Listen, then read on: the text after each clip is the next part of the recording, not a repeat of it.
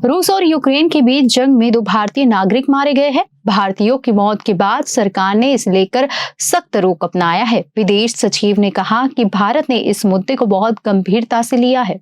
रूस और यूक्रेन के बीच जंग जारी। इस बीच जंग में भारतीय नागरिक मारे गए हैं। जंग में भारतीयों की मौत के बाद भारत ने सख्त रुख दिखाया है। भारत की तरफ से कहा गया है कि वह रूसी सेना में कार्यरत अपने नागरिकों की सुरक्षा और स्वदेश वापसी सुनिश्चित करने के लिए रूस पर दबाव डाल रहा है। विदेश सचिव विनय क्वात्रा ने ये टिप्पणी विदेश मंत्रालय के ये कहने के एक दिन बाद आई कि रूसी सेना में कार्यरत 2 और भारतीय रूस यूक्रेन जंग में मारे गए हैं। 2 भारतीयों के मारे जाने से ऐसी मौतों की संख्या अब 4 हो गई है।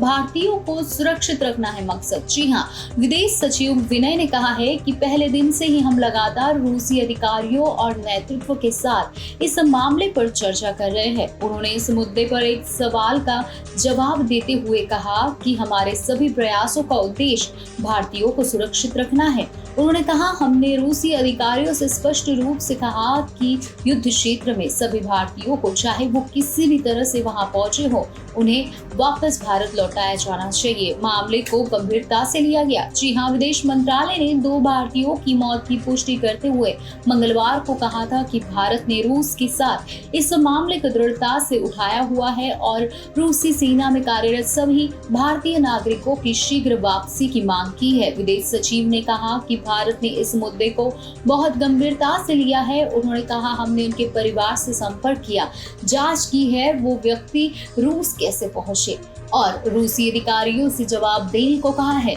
जानेंगे जरूरी बातें। बता दें कि मार्च में 30 वर्षीय हैदराबाद निवासी मोहम्मद अफसान की यूक्रेन से लगती सीमा पर रूसी सैनिकों के लिए काम करते समय घायल होने के कारण मृत्यु हो गई।